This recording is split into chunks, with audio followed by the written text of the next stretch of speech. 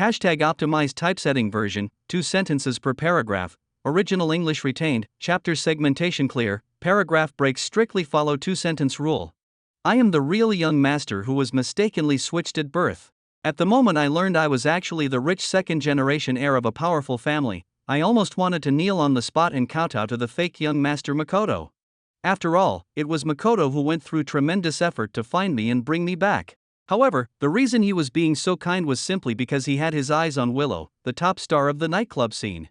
Not only did he shower her with money, tips, and expensive gifts, he even made a high-profile marriage proposal. He was determined to bring her home as his wife. Ito's father was furious and absolutely refused. He even declared, "If you want to marry Willow, then you're no longer my son." So, inside the luxurious villa, Makoto slammed 2 paternity test reports onto the coffee table. He said, "George is your real son. I have no blood relation to you at all. Now I can marry Willow, right?" After saying that, he pulled me over in one swift motion, looked at me with eyes full of disdain, and spoke coldly. 18 years ago, we were switched at birth, so I'm not your son. And you have no right to control who I marry. Got it? Ito's father was left speechless. Hashtag chapter 1. When Makoto found me, I was standing on a rooftop letting the wind blow against me. In July, J City was both hot and humid. Having just gotten off a night shift, I looked worn out and miserable. Anyone who didn't know better might have thought I was some kind of vagrant. Compared to these rich second-generation heirs in front of me, it felt like we belonged to completely different worlds. "So he's your parents' biological son?" One of the guys beside Makoto looked skeptical and spoke up. He said, "Are you sure you didn't make a mistake? Your parents are both respectable people, how could they have a kid like this?" Another one chimed in right after he finished his sentence. Exactly. Someone like Makoto is the only one worthy of being the Ito family's heir. Unlike them, however, Makoto Ito seemed extremely satisfied with my shabby condition. He walked up to me, nodded slightly, and opened his mouth to explain my identity. "You and I were switched at birth. You're the real son of my parents." His face was full of disdain, as if he were condescendingly tossing me a trivial favor from above. But the words he spoke felt like a beam of light warming my entire frozen world. Makoto Ito had already introduced his family background to me earlier. His parents owned the Ito Group worth tens of billions. If what he said was true, then I was the hidden heir to a massive fortune. I couldn't help but frown deeply. I couldn't believe that something with odds lower than winning the lottery would actually happen to me. And why was it Makoto who came to find me, instead of the Ito parents? In TV dramas, wouldn't the fake young master usually try everything to prevent the real one from being found? After all, exposing the truth would directly threaten their inheritance. As if he had read all the tangled thoughts running through my mind, Makoto curled his lips into a smug smile and spoke mockingly. "Listen, don't think that just because you were born to my parents, you're automatically part of the Ito family. Things like family bonds take years of time to build. And you're nothing more than a stranger who merely shares blood with them."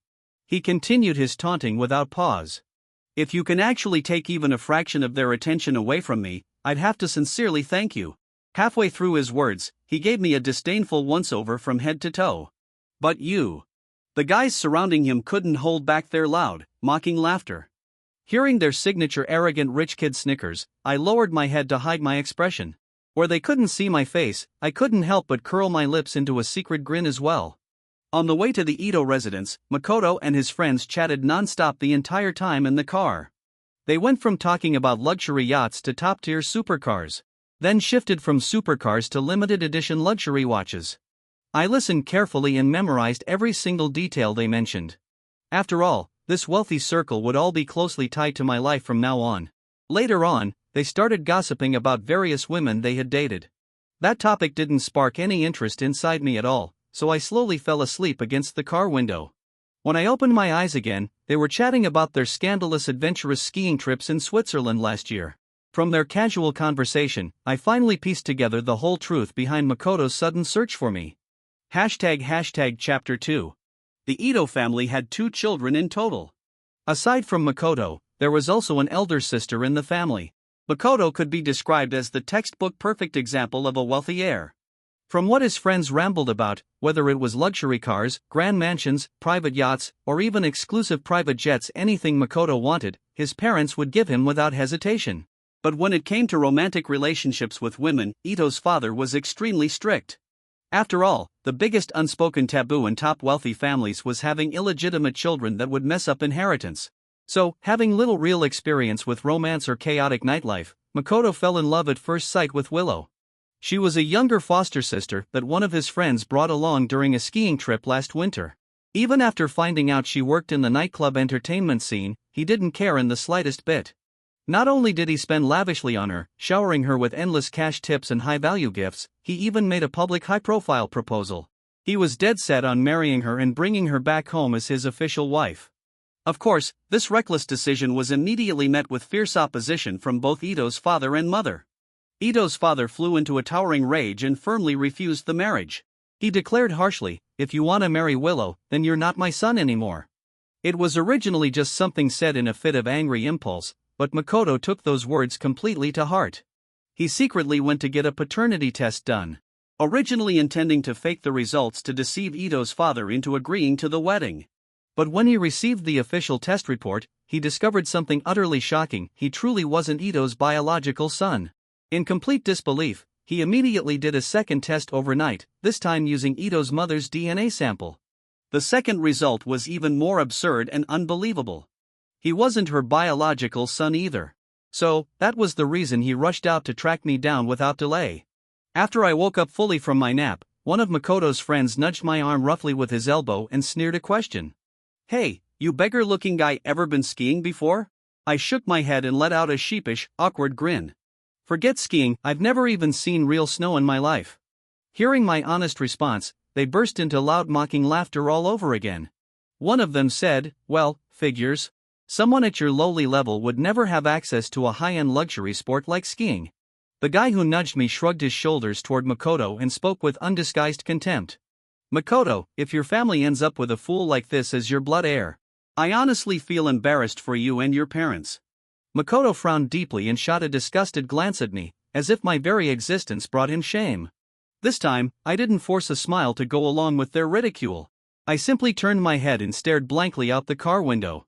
My faint reflection appeared on the transparent glass surface. Because I was always working overtime nonstop, living and eating in messy construction site dormitories, my clothes were all worn out and torn, and I was covered in thick dust. I looked exactly like someone who had just escaped from a natural disaster with nothing to their name. Makoto was right about one thing. I really am just a broke loser, a pathetic homeless bum with nothing. But thanks to all of them looking down on me today, this pathetic bum just struck it big out of nowhere. Even a worthless loser like me is finally about to turn my whole miserable life around completely. ## Chapter 3. The car slowly drove into a private high-end villa district and stopped right in front of the largest mansion on the land. I couldn't help but twist my head to look around at everything in shock. Even though I had mentally prepared myself for grand luxury ahead of time, I was still so stunned by the sheer extravagant scale that I couldn't utter a single word. Seeing my obvious awestruck, inexperienced reaction, Makoto let out a cold sneer and mocked me openly. "You country bumpkin. When you meet my mom later, you can call her madam or ma'am, just don't casually call her mom. Let me make this crystal clear, just because you're their biological son doesn't mean you're suddenly the honored young master of the Ito family." He let out a long, impatient sigh and added another warning sentence. "I don't even know if my sister is home right now. She's an extreme clean freak. If she sees how filthy and dusty you look, she'll probably be disgusted to death on the spot. Someone as neat, tidy, and refined as my sister having a messy brother like you, that's just plain embarrassing for our whole family." I quietly followed behind his footsteps without arguing back or replying to any of his taunts. Because I was terrified that if I opened my mouth to speak, I would burst out laughing uncontrollably. The entire Ito residence was unbelievably enormous in size. Makoto Ito led me wandering through countless corridors for quite a long while before we finally reached the main dining room. Unlike the flashy, gaudy European-style mansions I had only seen in short online videos, this place exuded understated elegance and refined taste in every single corner. From inside the kitchen, a gentle woman walked out carrying a porcelain food tray. She was extremely well-maintained, time had only left faint thin traces of age at the corners of her eyes. Seeing her walk toward us, Makoto immediately switched to a playful, grinning expression and hurried up to greet her. "Mom, why didn't you go out shopping with your friends today?" The woman shifted her weight slightly and replied to him with an irritable tone. "Who do you think it's all because of?" Your father said he wants to have a serious proper talk with you today. Makoto's eyes instantly lit up with wild hope. He blurted out excitedly, he finally agreed to let me marry Willow? Don't even think about it. Before Ito's mother could finish responding to Makoto, a deep stern male voice echoed from behind my back. Makoto, as long as I'm still recognized as your father, don't even dream of bringing that nightclub hostess into the Ito family. I turned around abruptly in shock and saw a face that shared 70% of my own facial features. He slowly walked down the grand staircase step by step. When his gaze landed on me standing beside Makoto, his expression paused for a split second, then he smiled politely and nodded his head in greeting. You must be Makoto's friend. Please, have a seat. My hand tightened instinctively into a fist inside my pocket. He looked like me, and yet there were obvious differences between us. There was a powerful innate aura about him, something dignified that radiated from deep inside his bones outward. Ito's mother placed the food tray gently on the solid wooden dining table. Only then did I notice the tray held a full plate of sweet and sour pork ribs. Makoto let out a cold, disdainful snort. Didn't you say it yourself earlier? If you weren't my dad, I could freely marry Willow without anyone stopping me. Ito's father's gentle, polite expression instantly darkened completely. He shouted sharply, keep talking nonsense like that, and see if I don't break your legs right this instant. Ito's mother hurriedly stepped forward and pulled Makoto away from the father. All right, what are you two arguing so fiercely for? Can't you talk things through properly and calmly? You father and son just met after a whole day apart, and you're already quarreling again. Makoto, hurry and try the sweet and sour ribs I specially made for you. It was your absolute favorite dish when you were little. Makoto showed zero gratitude or softening at all, just muttering rudely under his breath. Who wants to eat that crappy food? Hearing his disrespectful words, Ito's father grew even angrier. Through gritted teeth, he warned coldly, if I cut off all your monthly allowance, you'll start behaving yourself immediately. Unexpectedly, those threatening words completely set Makoto off into a rage. He suddenly stood up forcefully, flipped all the dishes on the table over onto the floor, and snapped back defiantly. Why the hell would I care about your damn money? You're not my dad, who the hell are you to order me around and tell me what to do? ## Chapter 4. The entire living room fell into a deathly silent hush. Sweet and sour ribs lay scattered messily all over the marble floor, thick sticky sauce slowly spreading outward in every direction. Makoto pulled the 2 folded paternity test reports out of his jacket pocket and slammed them hard onto the coffee table. I was switched at birth. He's your real son. Now I can marry Willow, right? Ito's father and mother stood frozen in place, completely stunned, unable to process the shocking news they had just heard. Seeing their blank, confused reaction, Makoto grew utterly impatient with waiting. He grabbed my arm roughly and shoved my body forward to stand in front of them. With obvious irritation in his voice, he repeated his previous words again. 18 years ago, we were switched at birth. So I'm not your son, and you have no right to control who I marry. Got it? Caught completely off guard by the sudden push, I accidentally met Ito's mother's watery eyes.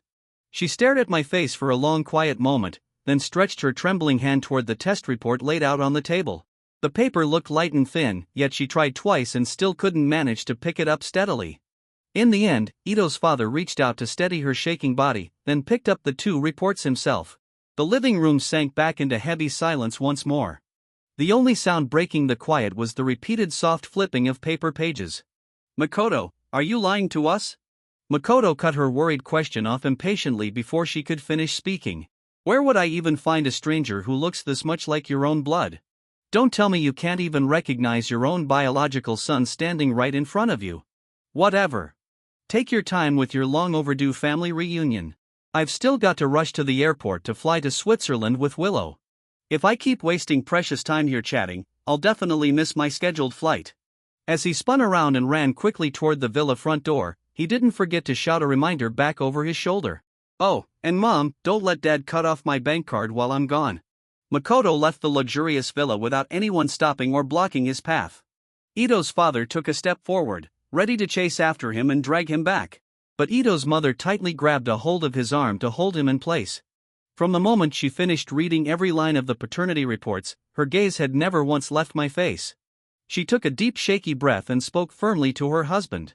Old Ito, go investigate this whole incident immediately. Hospital delivery records, all surveillance footage, every doctor and nurse who handled my delivery case back then. as well as all the caregivers, cleaning staff, and security workers on duty that day. Find out exactly what truly happened 18 years ago. Then, what about Makoto? Leave him. Ito's father let out a long tired sigh. As he slowly turned to walk toward the study, he looked at me as if he wanted to say countless comforting words. But in the end, he said nothing at all and quietly walked out the front door. Ito's mother forced a slight strained smile onto her tear-streaked face.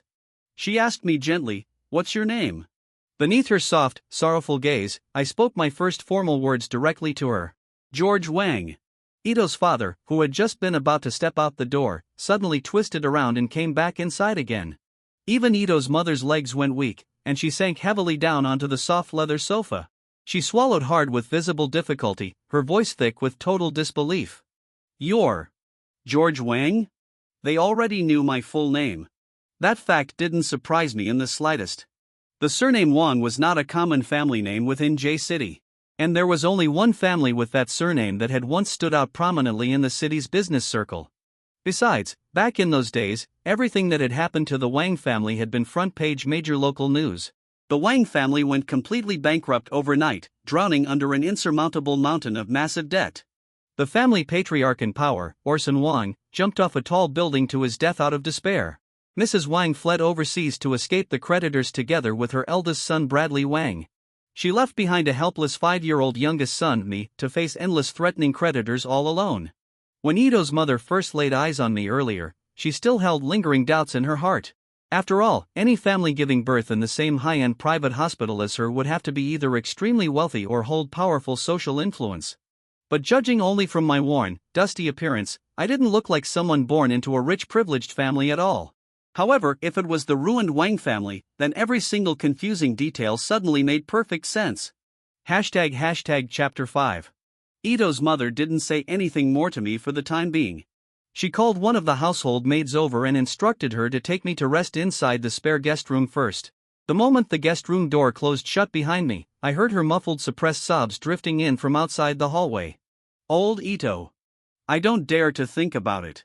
I don't dare to think that he's our long-lost son. How much unbearable suffering has our son endured all these lonely years? I leaned my head against the soft fluffy hotel-grade pillow and quietly listened to her heartbroken crying through the wall. For the very first time in all these 18 hard years of my life, someone was shedding genuine tears out of pity for me. When I opened my eyes again, it was already completely pitch black outside the window. George, was my crying voice too loud just now? Seeing that I had woken up, Ito's mother, who had been silently sitting by my bedside chair the whole time, looked a little flustered and guilty. I sat up straight on the bed and shook my head to reassure her. I had always been a naturally light sleeper, so I had woken up the split second the guest room door creaked open earlier. I thought she would rush to say a lot of comforting words once she stepped inside the room. But I didn't expect her to simply sit there in total silent sorrow for a full half an hour without uttering a single sentence. She reached over and picked up 2 separate cups set on the wooden bedside table. I'm lactose intolerant myself. I don't know if you inherited this condition from me, so I prepared both fresh milk and warm soy milk for you. I reached out and took the cup of soy milk, then took a slow small sip. It had a moderate amount of white sugar added inside. The taste was very sweet and warm. Seeing me drinking the soy milk calmly, Ito's mother curved her lips into a faint gentle smile and spoke sincerely. George, we really are your biological birth parents. We've already sent people to investigate thoroughly and found out that it was a careless hospital caregiver who mixed up the 2 newborn babies back then. Your father is still digging deep to investigate whether there were any other hidden schemes or dark secrets behind the incident. But there's one important thing I need to make clear to you up front. For these past 18 full years, Makoto has been raised and doted on by us as our own child. I've always treated him wholeheartedly as my own son. I cut her hesitant words off before she could continue rambling anxiously. I'll get along well with Makoto without any conflict. I had read plenty of similar switched-at-birth family stories online before. Every pair of birth parents longed to reunite with their lost biological child, yet couldn't bear to abandon the child they had raised for nearly 2 decades. I fully understood their tangled, conflicting feelings. Even a pet dog raised for over 10 years would be hard for anyone to let go of, let alone a human teenage boy. The real blood son finally returns home, but the fake adopted son can't just vanish into thin air instantly. After all, they had lived together day and night for more than 10 years under the same roof. Rather than forcing them into an impossible, painful dilemma, it was far better for me to step back and keep a low profile first. Ito's mother stared blankly at my calm, understanding face. Her eyes were swollen and bright red, as if she had cried repeatedly for hours on end. I lowered my head slightly and couldn't help but let out a self-mocking bitter smile. I couldn't tell whether she had cried more because of the endless hardships I had endured alone, or because Makoto wasn't her true biological son. But to my complete surprise, she didn't look even the slightest bit relieved after hearing my considerate words. Instead, she leaned forward and spoke to me in a clear, steady, unwavering voice. "George, listen to me very carefully." I unconsciously raised my head and met her watery eyes straight on again. She stared deep into my pupils, speaking every single word with absolute seriousness and determination. "I need to make this crystal clear to you without any ambiguity. We treated Makoto as our own son only because you and he were accidentally switched at birth 18 years ago. But from the very moment you returned safely to the Ito family mansion, you are our one and only true son. As long as your father and I are still alive in this world, we will stand firmly behind you unconditionally and support every single choice you make. In this entire city, no matter who the opposing party is, if they dare to stand against you, they stand against the entire powerful Ito family enterprise. Your father has already instructed our top lawyers to immediately launch formal legal action against the private hospital and that negligent caregiver. He's also conducting a full investigation into every terrible thing you've been forced to go through over these 18 years. All the endless suffering you endured and every loss you suffered will not be left unresolved or uncompensated. We will seek complete fair justice for every wrong done to you without fail." I looked at her quietly without saying a word for a long stretch of time. After a lengthy silent pause, I finally opened my mouth to ask a soft question. "What about Makoto?" She replied to me calmly without hesitation. "We won't interfere with his future life choices anymore." As if suddenly remembering another important family member, she smiled faintly at me and added extra information. "Oh, right, you also have an older sister. She hasn't been able to fully accept this shocking truth yet, so I'll wait until she comes to terms with everything before letting her come back home to meet you." I asked her, "What if she never accepts me as her brother at all?" She raised one slender hand and tucked a stray lock of hair neatly behind her ear, then replied without the slightest waver. "Then she doesn't need to come back to this mansion ever again." I stared at her in complete stunned shock. Every single word she had just spoken was something I had never even dared to imagine in my wildest dreams. I had only ever craved basic food, enough money to survive, and a little bit of power to protect myself. But I had never once thought about, nor dared to hope for, genuine selfless family affection. I slowly raised my hand forward, but before my fingertips could touch her cheek, she suddenly pulled me into a tight warm embrace. I opened my mouth wide, my throat dry and tight with suppressed emotion, and struggled to speak one soft word. "Mom." Only after the word slipped out did I realize my voice was completely choked up with overwhelming emotion. My new mother wasn't holding up much better than me. She held me tightly in her arms, all her earlier composed calmness vanishing without a trace. She completely broke down, sobbing uncontrollably against my shoulder. "My son, my poor long-lost son." Chapter 6.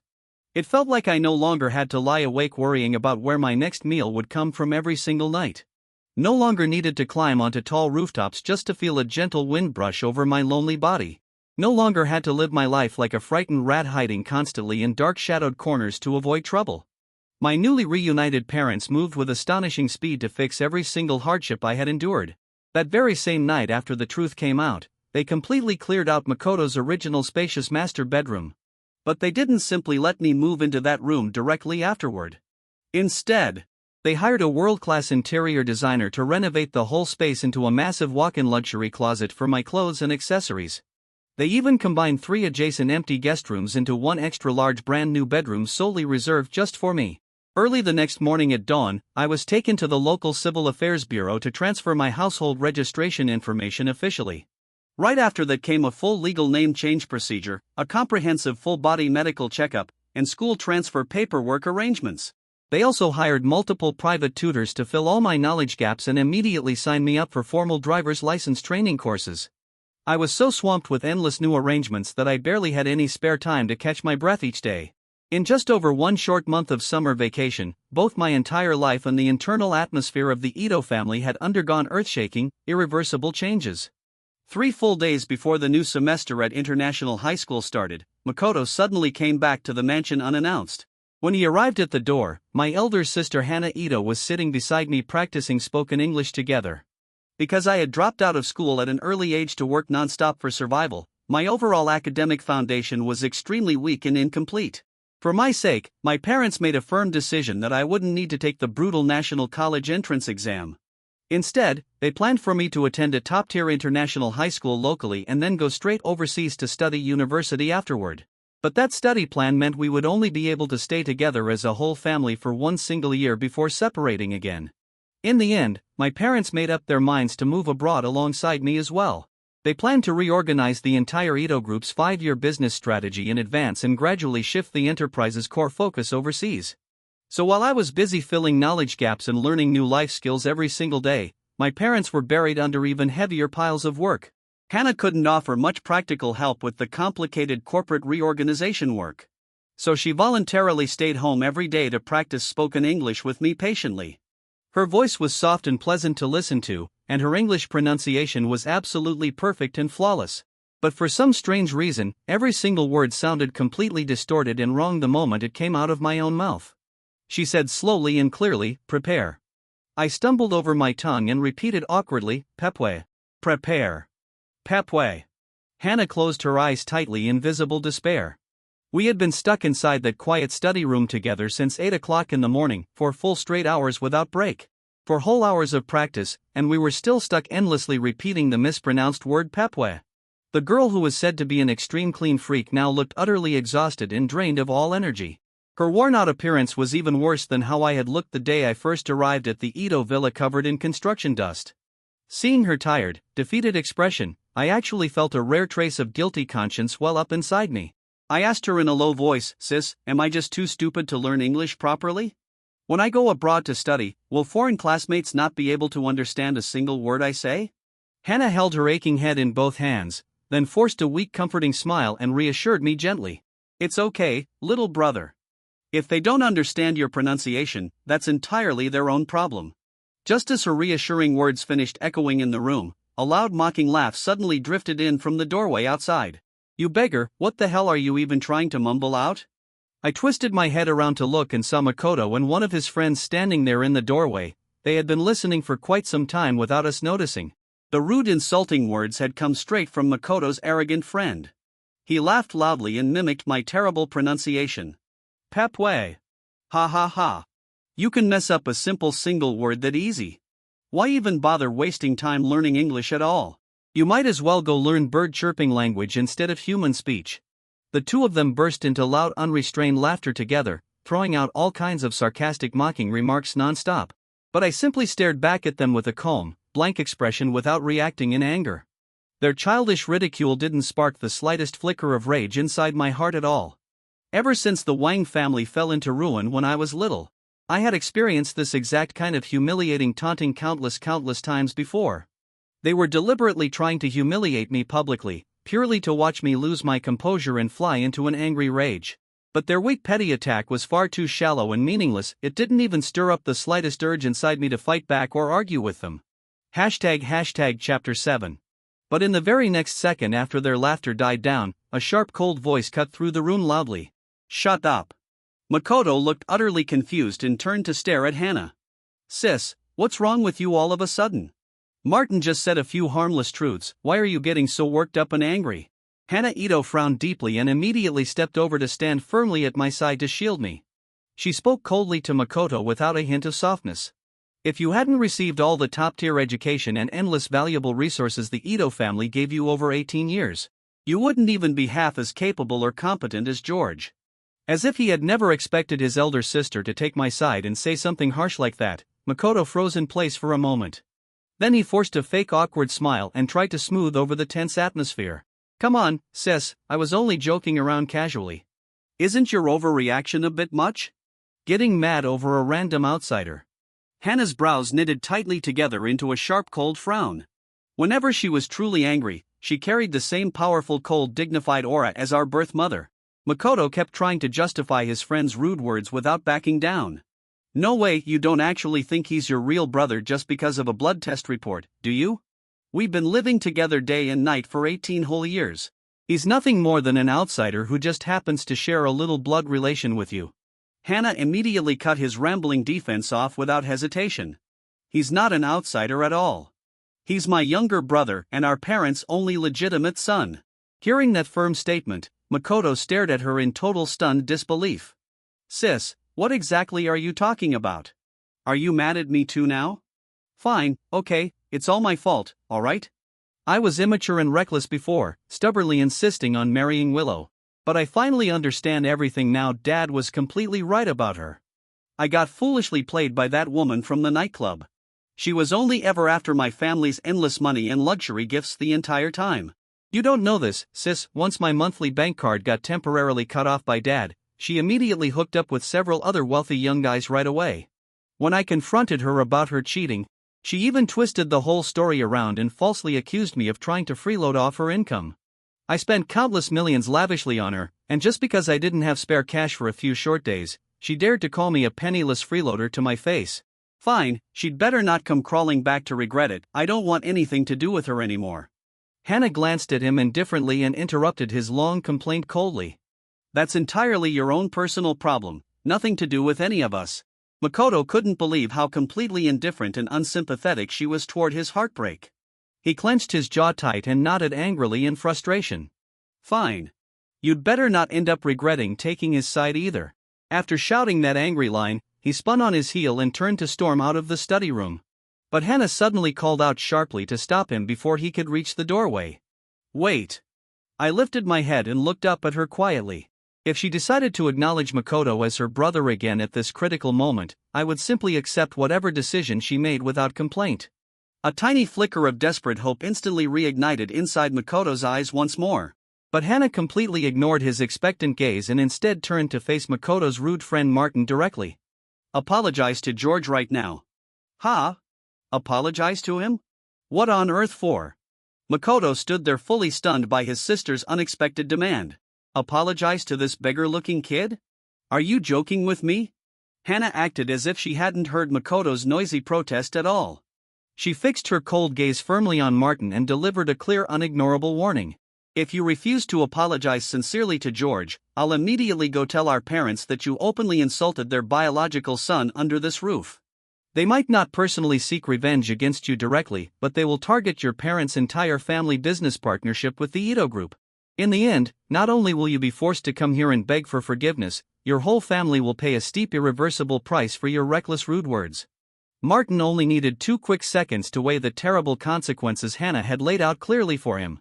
He didn't bother chasing after Makoto, who had stormed off in a furious huff to escape the awkward scene. Instead, he walked straight up to my position, bowed his head deeply in a full formal bow, and spoke a genuine apology. I'm sorry. I sincerely apologize for all the insulting things I just said to you a moment ago. His family's business and social status were far beneath the towering Ito family's influence and power. That was precisely the core reason why he was always willing to act as Makoto's loyal follower and sidekick everywhere he went. For someone raised in his humble background, reading the room and accurately judging each person's status and power was second-nature survival instinct. Whenever Makoto wanted to go out for fun and entertainment, he would obediently tag along to keep him company. Whenever Makoto wanted to bully or humiliate someone weaker, he would carry out the petty dirty work on his behalf. But all that blind obedience only existed when Makoto was still recognized as the legitimate young master of the Ito household. I didn't say a single word in response to his apology. I simply lifted one hand and waved it lightly, signaling for him to leave the room immediately. A short while later, the study room was left with only Hannah and me alone once again. But her facial expression still remained cold and displeased. She rolled her eyes slightly and spoke to me in a frustrated tone. Are you just going to stand there like a dumb statue and take all his insults silently? He spoke horribly rude things about you like that, and you're not even the slightest bit angry? I smiled faintly and replied calmly, I'm already used to this kind of treatment. Whether it was jealous classmates back in school, distant cold relatives, or ruthless debt collectors from my childhood being threatened, cursed loudly, beaten physically, or targeted for retaliation was nothing new to me. I had slowly grown numb and accustomed to all of it long ago. Of course, I could choose to lash out in anger and recklessly fight back against anyone who mocked me. But meaningless resistance without any real power backing you up wasn't true resistance at all, it was only stupid self-destruction. Hannah fell silent for a brief pause to absorb my words. After a little while, she looked straight at me and spoke firmly. George Ito, you need to break this useless habit of swallowing every insult silently. She continued her earnest advice to me sincerely. You're officially part of the powerful Ito family now. With the entire Ito family standing firmly behind you, you don't need to hold back your anger anymore. You can fight back boldly, fight back without ever worrying about any negative consequences falling on your head. I nodded my head in understanding. I get it now. She let out a small sigh and shifted back to our English practice task. Alright, let's continue practicing pronunciation. Prepare. Pepwe. Hannah fell completely speechless and stared at me helplessly. ## Chapter 8. Halfway through our evening family dinner, Makoto suddenly showed up at the dining room doorway again. Unlike his arrogant, hostile attitude earlier that day, his face was deathly pale, and his whole expression looked utterly desolate and defeated. He stood beside the long dining table with his head hanging low and spoke in a trembling, remorseful voice. Dad. I was completely wrong about everything. Sir, the young master truly knows he has made a terrible mistake this time. Please find it in your heart to forgive him. The person who had secretly let Makoto slip back into the villa was one of our long-serving household maids. She had worked steadily within the Ito family for more than 10 years and had practically watched Makoto grow up from a small child. Hearing her soft pleading words defending him, I finally fully understood why I had always sensed a subtle trace of hidden hostility from her toward me ever since I arrived. My father didn't even bother lifting his eyes from his dinner plate to glance at Makoto. He calmly wiped sauce off the corner of his mouth with a napkin and issued a direct cold order. Pack all your personal belongings and leave this mansion immediately.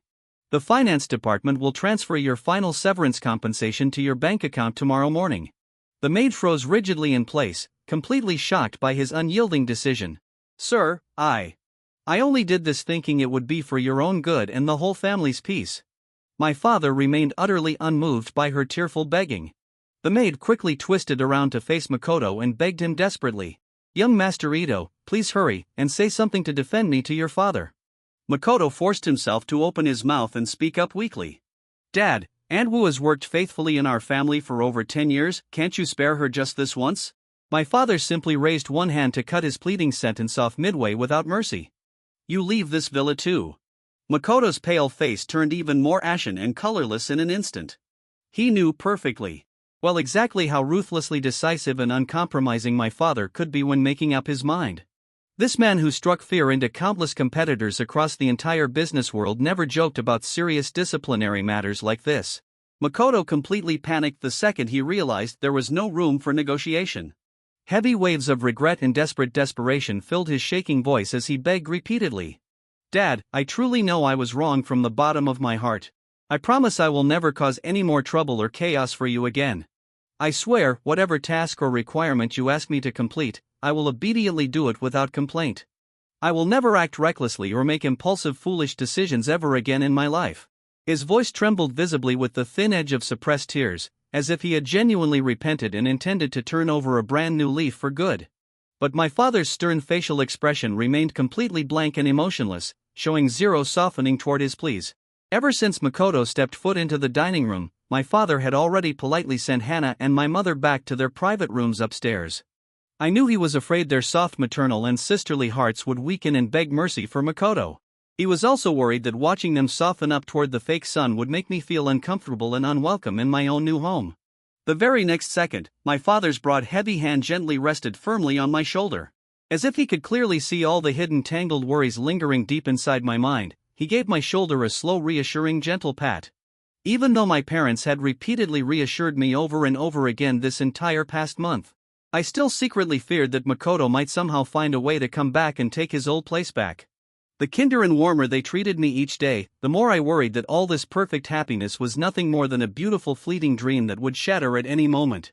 So now, through that simple comforting pat on my shoulder, he was silently telling me this was all real, not a dream at all.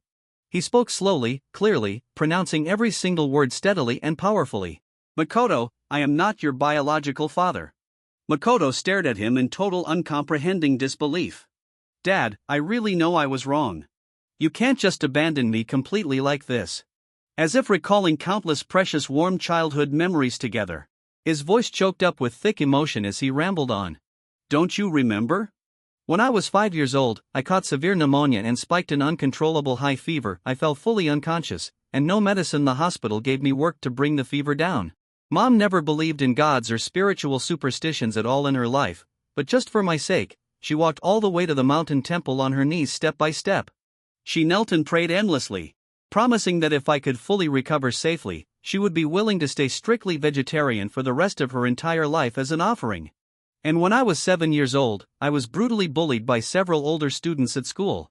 And the school administrators tried to cover up the whole incident to protect the troublemakers.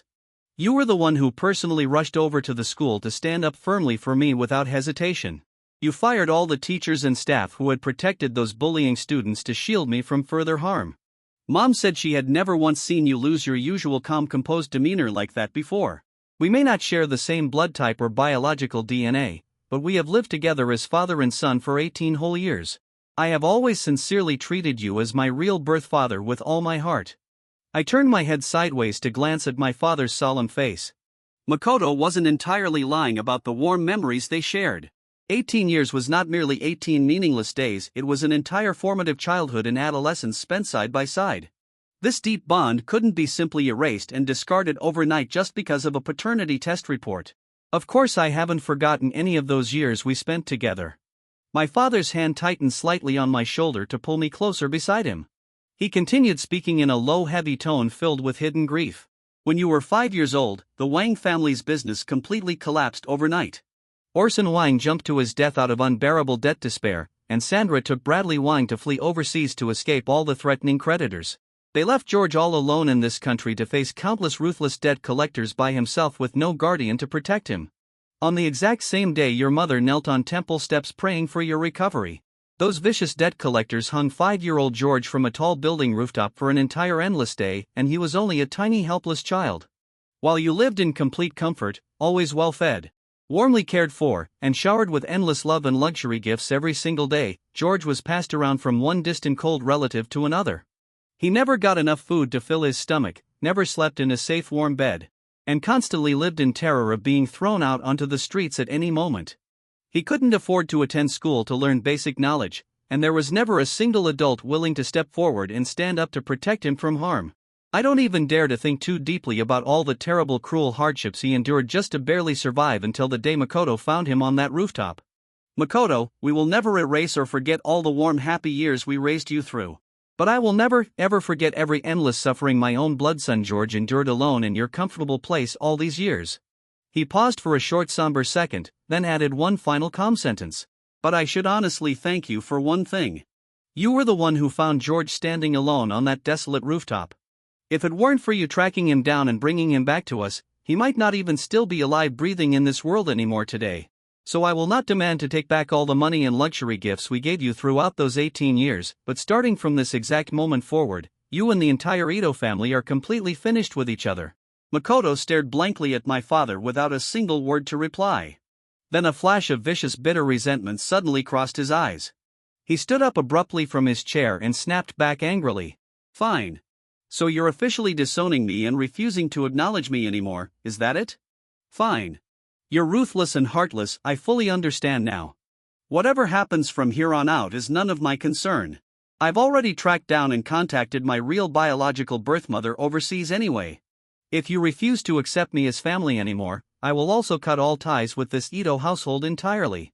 I'll immediately arrange flights to bring her back to the country to live with me. You'd better not end up deeply regretting this harsh decision you've made today. Hearing his empty, threatening words, my father simply waved one hand toward the household security guards waiting by the wall.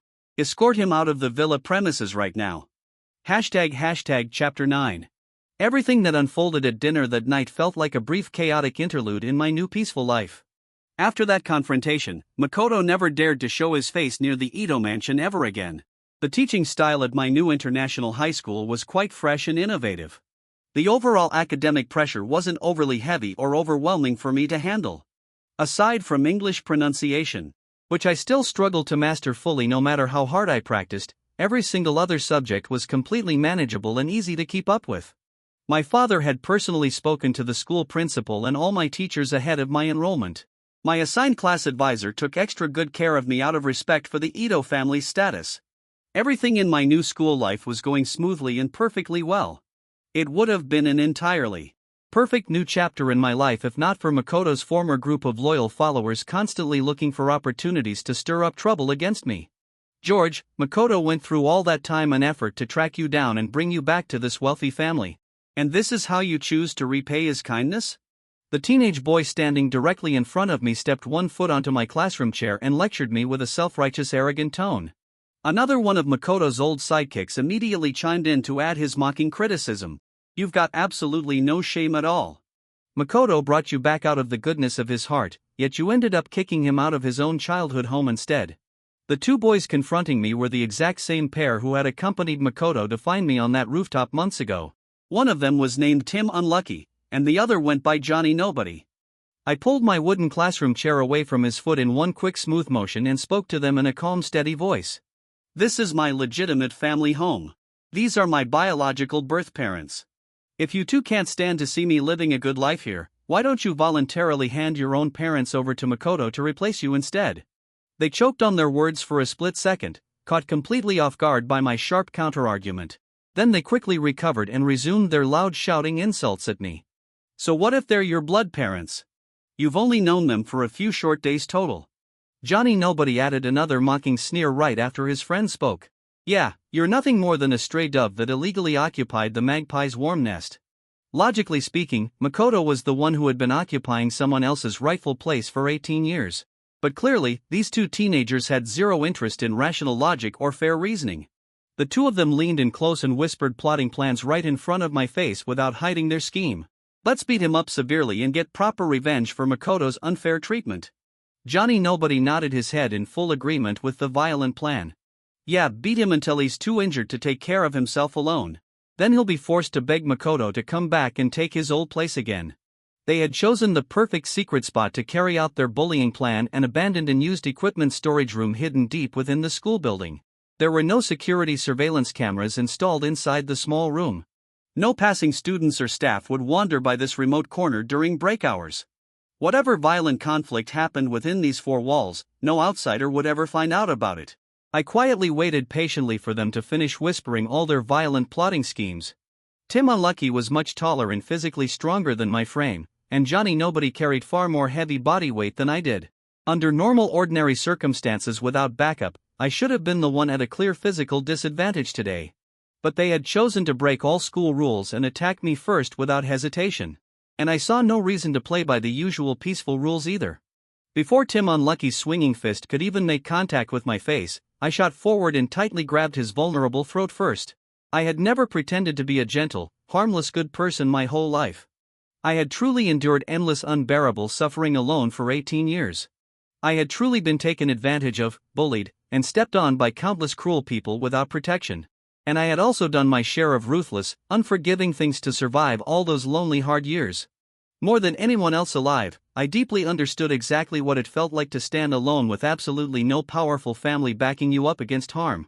So I had never relied on waiting for others to step forward and protect me from trouble either.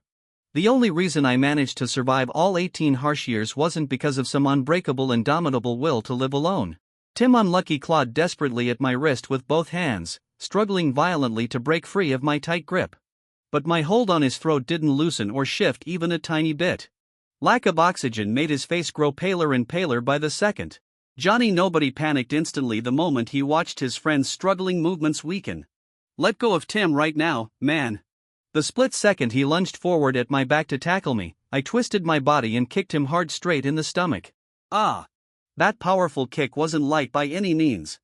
Johnny Nobody crashed heavily backward into the hard metal storage equipment lined up along the wall. After one loud cry of sharp pain, he crumpled onto the floor and couldn't push himself back up again. After neutralizing Johnny's attack, I turned my full attention back to Tim Unlucky, who was still gasping for air under my grip. Because of severe suffocation, his face had shifted from pale white to an ugly bluish-purple color. His frantic, miserable, desperate struggle looked nothing like the arrogant, cocky version of him who had mocked me earlier that morning. Tears and thick snot covered his entire messy face. Before the sticky fluid could drip down onto my clutching hand, I slowly released my grip on his throat. Tim Unlucky gasped raggedly for fresh air, collapsing onto the cold hard floor while clutching his painful throat and breathing in heavy uneven gulps. I crouched down to lower myself to his eye level and stared straight into his terrified eyes. I asked him a simple, clear question. Still want to beat me until I can't take care of myself alone? He shook his head wildly back and forth nonstop, like a small rattling drum toy. Seeing his thoroughly frightened reaction, I let out a faint calm smile. I said to him evenly, "We're all classmates attending the same school together. Let's get along peacefully from now on, okay?" His whole body trembled uncontrollably from lingering terror. Fear left him completely unable to form coherent spoken words. He could only nod his head frantically over and over again in agreement. I raised one hand and patted the top of his messy hair in a satisfied manner. "Good boy." Chapter 10. Tim Unlucky and Johnny Nobody reported me to the teacher. I didn't expect them to be this shameless. They were the ones who came looking for trouble, and in the end, they actually had the nerve to complain first. When my mom got the call from the school, she said impossible 3 times in a row. "That's impossible, it couldn't be my son. Absolutely impossible. No, still impossible. I trust my son." After hanging up, she didn't ask me a single question. She just picked up a piece of pork tenderloin and placed it in my bowl. I took a bite. Heh, so sweet. After that day, Tim Unlucky and Johnny Nobody never bothered me again. Even if we happened to have the same class, they would avoid my gaze like I was some kind of plague. But today, the two of them kept circling around in front of me several times. Strangely, I could even sense a hint of smugness coming from them. During break, I dragged Tim Unlucky into the equipment room. He was cowardly but loved to stir things up. Before I even pressed him, he spilled everything. It turned out Makoto was coming to see me today. As for why, he didn't know. He only said we should wait and watch the show. That actually piqued my interest. I was curious to see what kind of show he had prepared. After school, I waited at the gate until I was almost out of patience before I finally saw Makoto. There was someone standing beside him. That person wore a baseball cap and sunglasses, covered up tightly despite the heat. But even so, I recognized her immediately. Sandra. Not because I had a particularly deep impression of her, but because anyone Makoto brought along was bound to have something to do with me. And among women of that age, there was only one possibility: Sandra. Makoto pointed at me. Then I saw her rush toward me.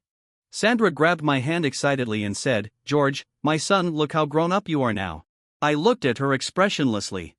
Seeing no reaction from me, she took off her sunglasses and said, "I'm your mom." More than 10 years had passed, yet there wasn't a trace of age on Sandra's face. I clenched my teeth. Looks like she had been living quite comfortably. She said, "George, come abroad with Mom." My eyes widened. What kind of nonsense was she talking about? Sandra didn't seem to think she was being strange at all. She kept talking endlessly in front of me. "Back then, I wanted to take you with me, but the debt collectors were pressing too hard. I had no choice but to leave. Don't blame Mom. George, just come abroad with me. Life overseas is great. I've already established myself there. Let me make it up to you." I couldn't help but laugh at myself. Back when I was little, I had actually prayed that she would come and save me. One by one, I pried her fingers off my hand and sneered, "I'm not your son." She didn't care about my attitude at all. She said, "I know. But what matters more, blood or bonds? We spent so much time together. You are my son." Anyone hearing her might think we had a deep loving relationship. Sandra probably assumed that since I was only 5 when she left, I wouldn't remember anything. But unfortunately for her, I had a very good memory. I still remembered the way she called me useless, a jinx. And I remembered how she abandoned me in a supermarket, telling me to wait for her while she ran away. Makoto spoke up, "George, a parent's love is always the greatest. Your mom has always missed you. She only came back because she heard you were struggling here. Why don't you hurry up and go with her?" There was a strange hint of smugness in his voice. I slowly turned to look at him. I almost laughed. Did he even realize that Sandra had run away with money back then? She was a fugitive. Chapter 11. Harboring a fugitive, that counts as a serious crime, right? The moment the police appeared, Sandra and Makoto looked at me in disbelief. Sandra cried out in shock, "George, how can you be so heartless to me?" Makoto snapped at me, "George, that's your mother. You actually called the police on her." Over and over again, just those 2 lines. I picked at my ear, too lazy to argue with them. Expressionless, I said, "Oh. Who told me to be such an upright person, putting justice above family ties?" One of them wanted to trick me into going abroad, then use me to extort money from my father. The other wanted me gone for good so he could return to the Ito family. No wonder they were so easily played by others. They really had beautiful dreams. Well then, they could both go in together. At the police station, I leaned back in my chair waiting to give my statement. Tim Unlucky and Johnny Nobody stood on either side of me. One was massaging my shoulders and legs, the other was pouring tea and serving me water. Hee, George, want a sip? I didn't even raise my eyes, just took a sip. He asked, is it too hot? I replied flatly, it's fine. Before getting into the police car, I had dragged these two along with me as well. Weren't they so eager to watch the show? Might as well let them watch up close. Tim Unlucky and Johnny Nobody were easily scared. The moment I mentioned things like fugitive and accomplice, they immediately panicked and followed me without resistance. When Makoto was brought out of the interrogation room, this was the scene he saw. At first, Tim Unlucky and Johnny Nobody didn't even dare look at him. Makoto flew into a rage. You bastards actually dared to betray me. But after being yelled at, their guilt completely disappeared. Tim Unlucky spat and said, you're just a dove occupying the magpie's nest and you still have the nerve to yell at us. Johnny Nobody immediately followed up, Makoto, to be honest, everyone looks out for themselves. We can understand why you treated George the way you did, but let me be clear, you're not our brother. You're just a stranger. And what's a stranger? You're not our friend, not our brother, not even our enemy, we're not on the same side. From now on, you can just spend your days in prison. Makoto was left speechless. Sitting there between them, I couldn't help but feel a bit like a petty villain basking in his moment of triumph. And honestly, it felt pretty damn good. But that sense of satisfaction didn't last long. My parents and my sister arrived. I quickly pushed the two guys aside and stood up properly. My mom grabbed me anxiously, checking me from head to toe. Only after confirming I wasn't hurt did she finally let out a sigh of relief. My dad, on the other hand, just glanced thoughtfully at the two of them and said nothing. I scratched my head and quickly played dumb. Dad, did I cause trouble for everyone? He didn't answer. He simply instructed the others to step out and handle the aftermath. Only when the room was left with just the two of us did he look at me and slowly speak. George, in front of me, there's no need to pretend anymore. I froze for a moment and looked up. At the corner of my father's mouth, there was a barely noticeable hint of a smile. He said, you're my son. Of course you take after me. We held each other's gaze for a moment, then, in the next second, we both burst out laughing. Makoto and Sandra's cases were merged together. Back then, Sandra had run off with 80 million. That amount was enough for a life sentence. But because so much time had passed, many things had to be reopened and reinvestigated. By the time the verdict came, it was almost the new year. As expected, Sandra was sentenced to life imprisonment and Bradley Wan was also brought back and arrested. As for Makoto, he was convicted of harboring a fugitive and sentenced to 4 years and 3 months. None of this affected our mood for the new year. The four of us, as a family, watched the Spring Festival Gala, counted down together, and stayed up to welcome the new year. We made our New Year wishes. Just before the countdown ended, I told my dad something. In truth, I had never really planned to jump off a building. I had seen what Orson Wang looked like after his fall, it wasn't a pretty sight. Every time I stood on a rooftop, I would imagine myself as a fish. And I would tell myself, little fish, swim fast, the whole wide world is yours to roam free.